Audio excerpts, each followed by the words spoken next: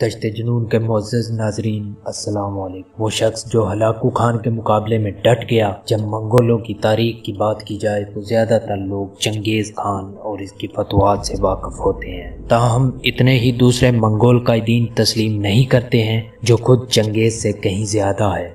اس video میں ایسے ہی ایک شخص کے بارے میں بتاؤں گا جو منگول دنیا میں اب تک پیدا کیے جانے والے سب سے بڑے قائدین میں سے ایک تھا، جس کا نام برقے خان ہے۔ برقے خان کو برقئی خان بھی کہتے ہیں۔ برقئی خان چنگیز خان کا پوتا تھا۔ بہت سے دوسرے منگولوں کی طرح برقے خان نے بھی چھوٹی عمر میں ہی اپنے فوجی کیریئر کا آغاز کیا۔ انہوں نے متعدد فوجی فتوحات میں حصہ لیا، لیکن ان کے کیریئر کی سب سے خاص بات یہ تھی کہ وہ منگول سلطنت کی سب سے طاقتور ریاستوں میں سے ایک ریاست گولڈن ہارڈ پر ان کا راج تھا۔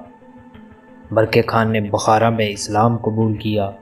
کہا جاتا ہے کہ اس کی ملاقات ایک قافلے سے ہوئی جو شہر سے گزر رہا تھا اور ان سے ان کے ایمان کے بارے میں سوال کیا۔ آئیکینوکلاس اور عقیدے کے اسلامی تصورات سے متاثر ہو کر برقے خان ایک مسلمان ہو گیا اور ساری زندگی اسی طرح قائم رہا۔ ہلاکو خان جو اس کے مقابلے میں تھا، اس کو ایک مسیح لڑکی ڈوکوز خاتون کی خوبصورتی نے متاثر کیا اور اسی کا فائدہ اٹھاتے ہوئے نیسٹورین چرچ کے پادریوں نے ہلاکو خان کا دورہ کیا تو انہیں مسلمانوں کے خلاف ان کی حمایت کرنا آسان محسوس ہوا۔ اپنی ہمشیرہ ملکہ کو متاثر کرنے کے لیے ہلاکو خان نے عالم اسلام کو گرانے کے لیے آگے بڑھا۔ ہلاکو کی تباہی کا راستہ برسوں جاری رہا۔ 1256 میں فارس سے آغاز کرتے ہوئے انہوں نے عملی طور پر ہر بڑی ریاست کو اپنے راستے میں کھڑا کرنے کا مطالبہ کیا۔ بغداد کی لڑائی کے بعد سن 1258 میں ہلاکو کی فوجوں نے خلافت عباسی کو تباہ کیا اور اس وقت کے خلیفہ کو قتل کر دیا۔ منگول ایک زبردست قوت تھی اور میرے دشمن کا دشمن میرا دوست ہے کے تصور پر چلتے ہوئے کئی صلیبی ریاستوں سمیت عیسائی ریاست کی متعدد سلطنتیں منگولوں کی حمایت کرنے پر خوش ہو گئیں۔ مغربی ایشیا کی تمام بڑی مسلم طاقتوں کو نکال کر اور جارجیا اور سلینین آرمینیا جیسی ریاستوں کی حمایت کے بعد ہلاکو نے اپنی توجہ مملوک سلطنت کی طرف موڑ دی۔ اس نے اپنے ایلچی کو مملوک کے سلطان قطوز کو مندرجہ ذیل خط کے ساتھ بھیجا۔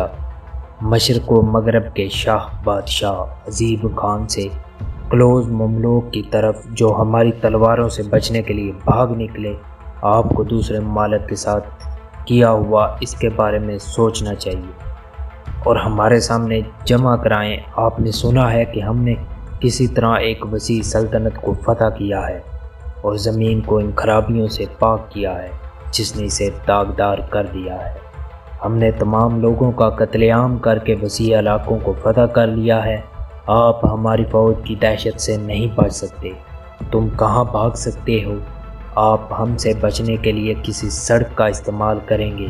ہمارے گھوڑے تیز ہیں، ہماری تلواریں گرجدار کی طرح ہیں، ہمارے دل پہاڑوں کی طرح سخت ہیں، ہمارے سپاہی ریت کی طرح بے شمار ہیں۔ قلعے ہمیں نظر بند نہیں کریں گے اور نہ ہی فوجیں ہمیں روکیں گی۔ خدا سے آپ کی دعائیں ہمارے خلاف نہیں ہوں گی۔ ہم آنسوں سے متاثر نہیں ہوئے ہیں اور نہ ہی ہمارے تحفظ کی درخواست کرنے والے ہی محفوظ رہیں گے۔ جنگ کی آگ بھڑکنے سے پہلے اپنا جواب جلدی کرو، مزاحمت کریں اور آپ کو انتہائی خوفناک تباہی برداشت کرنا پڑے گی۔ ہم آپ کی مساجد کو بکھیریں گے اور آپ کے خدا کی کمزوری کو ظاہر کریں گے اور پھر آپ کے بچوں، اس وقت آپ واحد دشمن ہیں جن کے خلاف ہمیں مارچ کرنا بوڑھوں کو ایک ساتھ مار ڈالیں گے۔ سلطان قطوز نے یہ خط پڑھ کر انتہائی غصے کا اظہار کیا اور جواب کے طور پر منگول ایلچی کو پھانسی دے دی۔ یہ اندازہ کرنا آسان تھا کہ مملوک ممکنہ طور پر منگولوں اور ان کے حلیفوں کے لیے کوئی مقابلہ نہیں، تاہم اللہ کے اور بھی منصوبے تھے۔ عظیم خان چین میں فوت ہوا اور ہلاکو خان کو وطن واپس جانا پڑا۔ مزید یہ کہ وہ طویل عرصے تک معاشی طور پر بہت بڑی فوج کو برقرار نہیں رکھ سکے۔ یہ وہ وقت تھا جب مملوکوں نے موقع دے کر اسے پکڑ لیا۔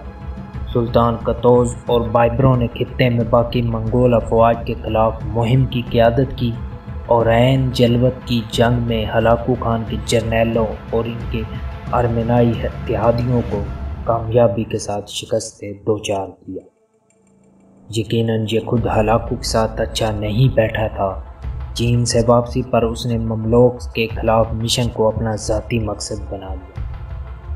1260 میں ہلاکو نے عین جلوت میں شکست کا بدلہ لینے کے لیے مسلم ریاستوں کے خلاف مہم چلانے کا فیصلہ کیا۔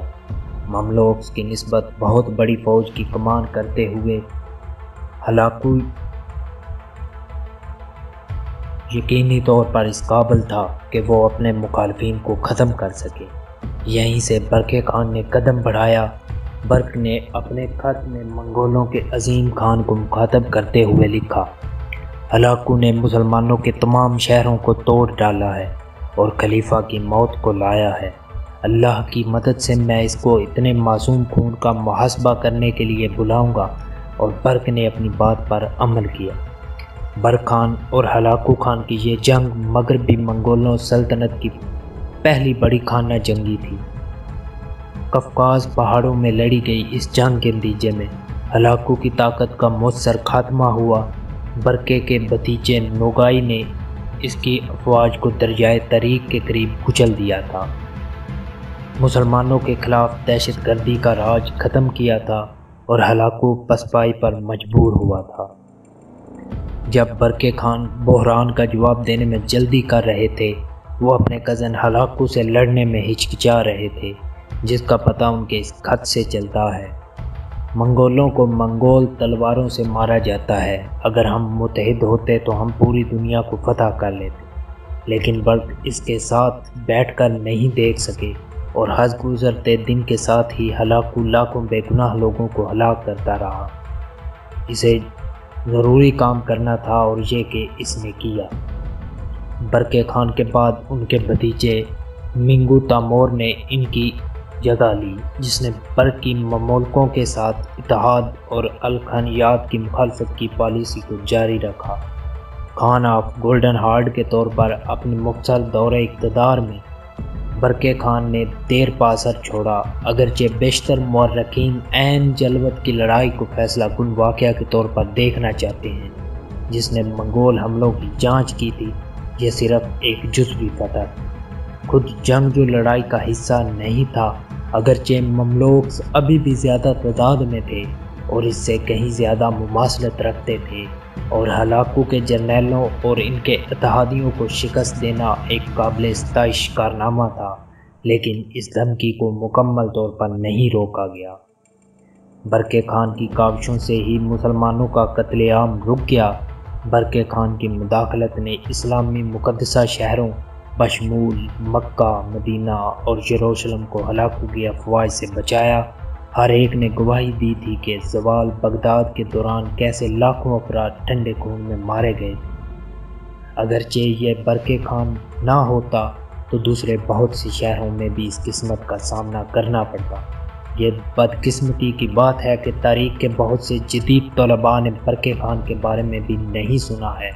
برق خان وہ شخص تھا جس کو احساس ہوا کہ ٹھنڈے لہو میں قتل جیسا کہ ہلاکو نے کیا غلط تھا۔ وہ صحیح وقت پر صحیح کام کرنے سے باز نہیں آیا۔ آج کے بعد رہنماؤں کے برعکس برقے خان سفارتکاری یا ذاتی فوائد یا قومیت کی جعلی سرحدوں کے پیچھے پوشیدہ نہیں رہے۔ یہ تھے مسلمان منگول لیڈر برقے خان۔ امید کرتا ہوں کہ آپ کو یہ ویڈیو پسند آئے گی۔ اس کو لائک کریں، شیئر کریں اور میرے چینل دشت جنون کو سبسکرائب کرنا مت بھولیں۔ ملتے ہیں نیکسٹ ویڈیو میں۔ اللہ نگہبان۔